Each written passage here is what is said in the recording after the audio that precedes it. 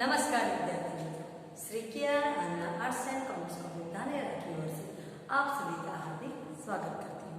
BA semester 1 CE 101 उसमें मित्रों आपकी जो पहली कविता थी मैथिली शरण गुप्त की दोनों और प्रेम पलता है, उस कविता की चर्चा यानी समझूती मैंने अगले वीडियो में दी थी।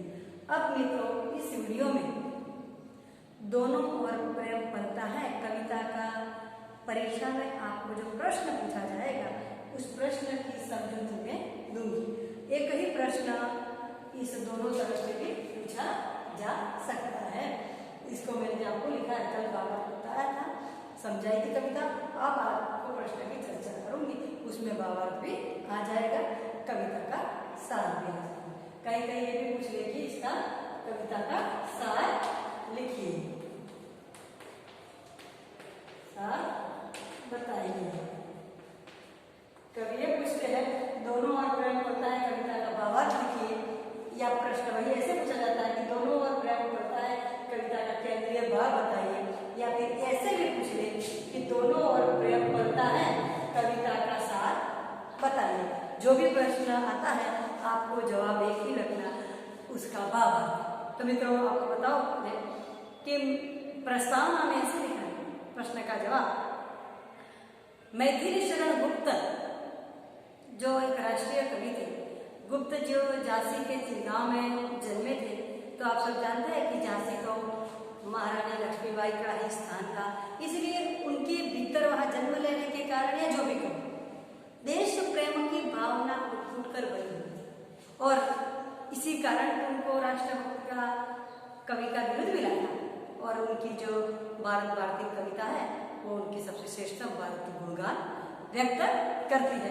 ठीक वैसे ही उन्होंने भारतीय संस्कृति के पौराणिक पात्रों की महानता भी उजागर की है।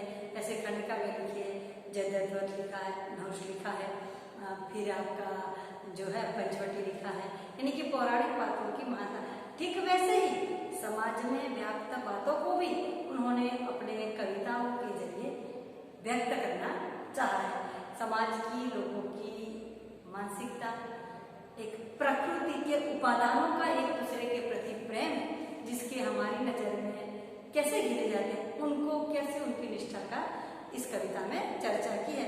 तो मित्रों मैथिली शरण गुप्त की कविता दोनों और प्रेम पलता है, देखिए तो उसमें नीचे आप लिखा कि दोनों और प्रेम पलता है। इसमें कवि बताना चाहता है कि दोनों और प्रेम होता है तो ही चल सकता है। जैसे हम शादी भाषा में कहते हैं कि ताली कभी एक हाथ से नहीं होती, दो हाथ की जरूरत होती है, तब जाकर ताली लगती है। ठीक वैसे ही दोनों पात्रों का, दोनों चीजों का एक दूसरे के प्रति लगाव होगा तो ही प्रेम संभव होता है। ये बात को बताने के लिए गुप्त जी ने हमें दीपक यानी कि दिया, दीपक यानी कि दिया, और पतंगा, पतंग जिसे हम पतंगा भी कहते हैं, इन दोनों के उदाहरण के जरिए समझाना चाहा है। जो कहते हैं कि दोनों जलते हैं, दीपक तो जलना जलता है और पतंगा भी जलता है, क्योंकि सखी कभी कभार जो आगे कहते हैं पतंग जलता है और वह जलने के लिए मजबूर नहीं है, फिर भी जलता है। क्यों? दीपक के प्रति उसकी आसक्ति है, उसका प्रेम है। दीपक उसे समझाता है, क्योंकि दीपक आप जानते हैं उसमें अग्नि होती है। क्या होती है? अग्नि होती है। इसीलिए वह अपने प्रेमी पतंग को समझाता है कि तुम वृथा फोकट में क्यों जलते हो, क्यों इतनी पीड़ा लेते हो। फिर भी पतंगा मानता नहीं है और वो लगातार जलता ही रहता है। फिर आगे जो कहते हैं कि अब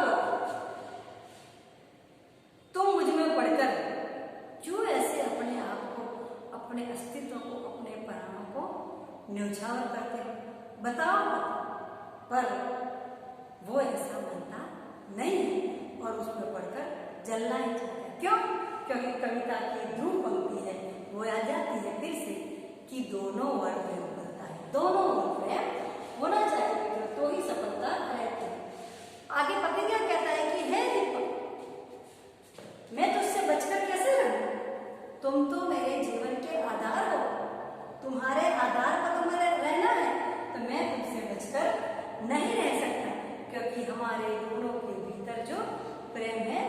वही जो पढ़ता है, फिर जो आगे कहता है, दीपक उसे पतंगे से कि तुम तो महान हो, तुम कैसे हो, तुम महान हो, इसीलिए बुद्धा में कुछ भी किए बिना अपने अस्तित्व को मुझ में समर्पित करते हो, जल जाते हो। ऐसा दीपक पतंगे से।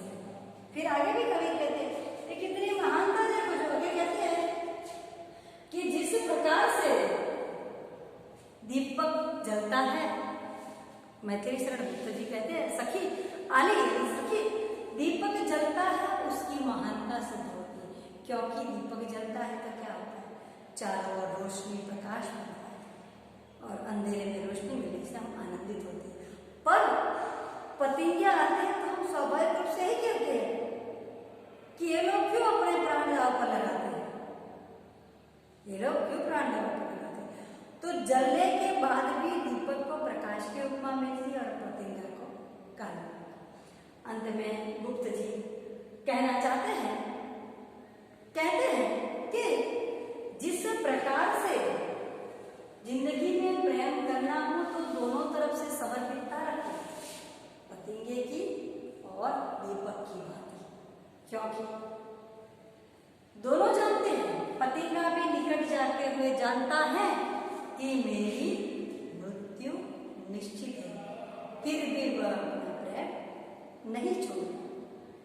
दीपक भी जानता है कि वो मेरे पास आएगा, मैं उसे कुछ नहीं दे सकूंगा सिवा मृत्यु, फिर भी अपने प्रेम की उत्कृष्टता को बचाए रखने के लिए दोनों के भीतर समर्पितता की, त्याग की भावना को उजागर किया है। और अंत में जो गुप्त जी बताते हैं कि प्रेम कैसा है, किस प्रकार का होना चाहिए, समर्पण की भावना का दुनिया के लोगों के भीतर व्यापारिक वृत्ति, वणिक वृत्ति जिसने कहा है, वणिक का मतलब होता है कि व्यापारी वृत्ति का मतलब होता है मतलब कि लेन देन की भावना। हम कोई भी सौदा चीज बाजार से लाते हैं तो लेते हैं और फिर वापस में उसके कुछ लेते हैं पैसे। ये विनिमय का जो संबंध है वो प्रेम में कभी नहीं होता, प्रेम में कभी बड़ी वृत्ति संभव नहीं होती। यहाँ पर तो त्याग की भावना ही अवश्य होनी चाहिए और ऐसी वृत्ति कभी परिणाम नहीं लाती, ऐसी वृत्ति परिणाम। इसके लिए आप देखो तो हिंदी के दूसरे साहित्यकारों ने भी प्रेम का उदाहरण देने के लिए चक्रवाक और चक्रवाकी पक्षी का दिया है कि वो दोनों का ऐसा होता है कि पूरे दिन साथ में रहते हैं, पर जैसे रात्रि होती है दोनों अलग हो जाते हैं, पूरी रात एक दूसरे को ढूंढते रहते सुबह जाते रहते हैं। कहीं भी हम जानते हैं कि पक्षियों में ऐसा लगाव नहीं होता, फिर भी उनके भीतर ऐसी प्रेम की समर्पितता व्यक्त की गई है। ठीक वैसे ही होता है कि चकोर नामक पक्षी होता है, वो भी चांद के प्रति ऐसा असीम प्रेम करता है कि जो शरद पूर्णिमा का चांद होता है उसको लगातार एक टक देखता रहता है, क्योंकि उसकी पलक भी नहीं झपकाती कि एक क्षण भी मैं ना देखूं अपने प्रियतम चांद को दूर हो जाएगा। तो यहाँ पर उसके लिए चांद जानता नहीं कि पक्षी की मेरे प्रति इतनी निष्ठा है, पर यहाँ पर प्रकृति के उपादान में समर्पितता की भावना है। फिर हम जानते हैं कमल का भौरे के प्रति का प्रेम। कमल भले भौरा सभी पुष्पों का पर जाता है और पर कमल के भीतर जाता है तो संध्या का समय होता है, फिर भी उस पुष्प को छोड़ने की उसकी इच्छा नहीं होती है। कभी कभार ऐसा होता है, ऐसा कहते हैं कि जब संध्या के समय होता है तो कमल का फूल अपने आप ऐसे बिड़ जाता है और सुबह होने के बाद खिल जाता है। और कहाँ कोई ऐसा जीव जंतु आ जाए तो रात को फूल खा जाए तो भौरे के प्राण का बलिदान। ये बात जानता है, फिर भी संध्या होने के बाद उसकी पंखुड़ियां बिगड़ने लगती है, फिर भी भौरा उसको छोड़कर मिलता नहीं है, क्योंकि प्रेम की प्रीति की आसक्ति है इसके कारण। ठीक है, वैसे ही आप जानते हैं हिरण और जो संगीत की सारंग और संगीत की प्रीति वो भी ऐसे ही है कि बहुत बार संगीत उसको सुनने मिलता है तो हिरण कुछ भी नहीं सोचता है, तुरंत उसी संगीत की ध्वनि की दिशा में दौड़ता है। और उसको कब पता भी शायद हो कि शायद बजाने वाला कोई शिकारी भी होगा तो, बधिक भी होगा तो, फिर भी अपने संगीत के प्रेम की वजह से वो निश्चितता से अपने प्रेम की प्राप्ति के लिए दौड़ता है।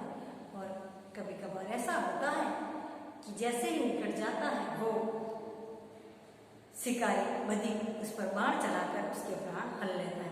पर्याप्त प्रेम की समर्पितता के कारण वो हिरण सोचता नहीं है, दौड़ता है।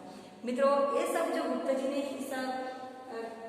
जो कविता का भावार्थ आपको मैंने समझाया, बताया है, वो यही है कि प्रेम के प्रति हमारी समर्पितता, त्याग, बलिदान होना चाहिए, ना कि स्वार्थी वृत्ति। उसका उदाहरण उन्होंने बड़ी वृत्ति के माध्यम से, व्यापारी माध्यम से दिया है। तो अंत में हम लिख सकते हैं कि उपसार में कि प्रस्तुत कविता में गुप्ता जी ने प्रेम की उदात्त भावना का चित्रण किया है। अपनी सखी के जरिए भी दीपक पति ये मित्रों कल्पना थी, क्योंकि दीपक कोई सजीव नहीं है, तो उसकी कोई सखी होगी, तो अपने कल्पनातीत के जरिए, सखी के जरिए पतंगे को मना करवाता है, फिर भी पतंगा मानता नहीं है। यहाँ पर दीपक जलकर भी अमर होता है, पतंगा मरकर भी काला मन प्राप्त करता है। तो इस प्रकार से फिर भी अपने प्रेम की उत्कृष्टता इसमें ही है कि देने की भावना ही सर्वश्रेष्ठ है, तब प्रेम बढ़ता है। दोनों के हृदय के भीतर प्रेम होगा तो ही प्रेम का उत्कृष्ट उदाहरण साबित होता है। तो मित्रों, आपको ये पहली कविता जो थी मैथिली शरण गुप्त की, दोनों ओर प्रेम होता है, उसका मैंने आपको जो पूरा का पूरा भावार्थ भी अगले वीडियो में बता दिया। अब ये प्रश्न निकलता है, उस प्रश्न का भावार्थ भी बता दिया। अब इसके बाद जो हमारा आगे का वीडियो होगा, मैं उसमें आपको दूसरी कविता की व्याख्या करूंगी। अभी सब तब तक के लिए